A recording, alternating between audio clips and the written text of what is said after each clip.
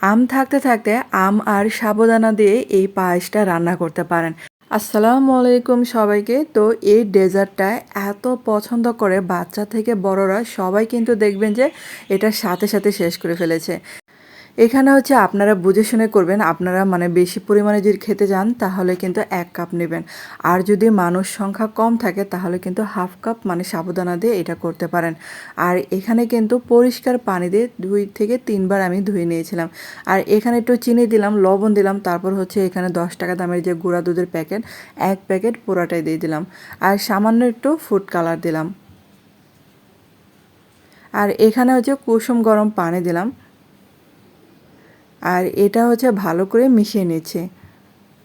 আর আপনারা যদি food colour use না করতে চান তাহলে কিন্তু সরাসরি সাবুদানাগুলো ধুয়ে তারপর হচ্ছে দুধের মধ্যে দিতে পারেন। আর এই যে মিশানো হয়ে গেল, তারপর হচ্ছে এখন এই যে দুধটা জাল করা দুধ আর কি দিয়েছি এখানে। এখানে কিন্তু টোটাল ১ লিটারের মতো দুধ লেগেছে। যেহেতু ১ কাপ সাবুদানা তার জন্য কিন্তু এখানে ১ লিটার একটু বেশি মানে দুধ লাগতে পারে। আর হাফ কাপ সাবুদানা দিলে মানে হাফ লিটার দুধ দিয়ে করতে পারেন এই ডেজার্টটা। আর এই যে দেখেন সাবুদানাগুলো কিন্তু ফুটতে ফুটতে একদমই ঘন হয়ে আসবে। আর এখানে একটু স্বাদ বাড়ানোর জন্য পাস্তা, তারপর হচ্ছে মোটা নুডলস এইগুলো একটু সিদ্ধ করে রেখেছিলাম। আর এগুলা এই পর্যায়ে দিয়ে দেব। তারপর হচ্ছে এখানে ২-৩টা বলক আসলে কিন্তু হয়ে যাবে। আর এটা কিন্তু মাত্র ১০ মিনিটেই করা যায়। এত কম সময় লাগে এটা করতে। আর আমি কিন্তু এখানে সামান্য পরিমাণে একটু লবণ দিয়েছিলাম, তাহলে মিষ্টির ব্যালেন্সটা ঠিক থাকবে। আর এখন দিয়ে দিলাম চিনি। তো চিনিটাও স্বাদ অনুসারে দিবেন, কারণ হচ্ছে যে যেরকম মিষ্টি খাবেন সেটা কিন্তু বুঝে শুনে দিবেন। আর এই ডেজার্টটা কিন্তু এত মানে মিষ্টি ভালো লাগবে না, কারণ হচ্ছে যেহেতু পাকা আম দিয়েছে, আমটা কিন্তু এমনিতেই মিষ্টি থাকে, তার জন্য মিষ্টির পরিমাণটা ওভাবেই দিতে হবে। আর এই যে দেখেন ঘন হয়ে আসছে। তো এটা কিন্তু ঠান্ডা হলে কিন্তু একদম মানে আরও জমাট বেঁধে যাবে।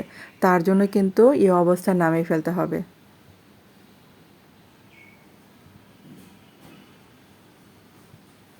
আর এই ডেজার্টটা দেখবেন যে বাচ্চা থেকে বড় সবাই কিন্তু অনেক পছন্দ করে। আর এটা কিন্তু একটু ঠান্ডা করে নিয়েছি। ঠান্ডা করে নেওয়ার পর তারপর হচ্ছে আম টুকরো করে কাটা সেটা দিয়ে দিলাম।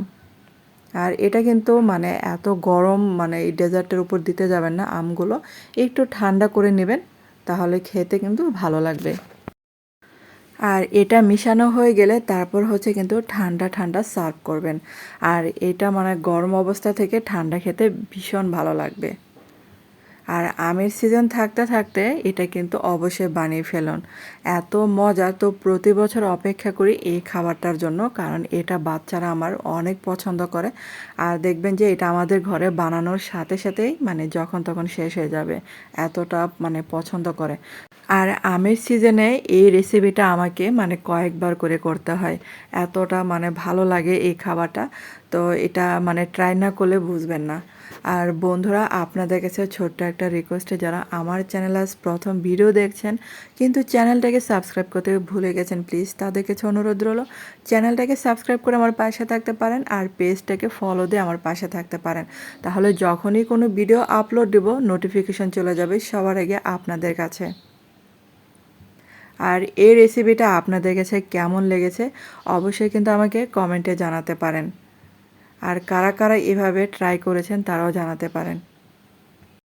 আমের সিজন কিন্তু আর কয়েকদিন পরে শেষ হয়ে যাবে। তো আম থাকতে থাকতে জলদি এই ডেজার্টটা বানিয়ে ফেলুন, তাহলে কিন্তু অনেক মিস করবেন এই মজার খাবারটা। আর গরমের দিনে ঠান্ডা ঠান্ডা এই ডেজার্টটা খেয়ে কিন্তু সবাই আপনার প্রশংসা করবে। আর এখানে কিন্তু আমও বেশি লাগে নাই, 2টা আম দিয়ে কিন্তু এই ডেজার্টটা আমি করেছিলাম। তো ধন্যবাদ এতক্ষণ আমার ভিডিওটা দেখার জন্য।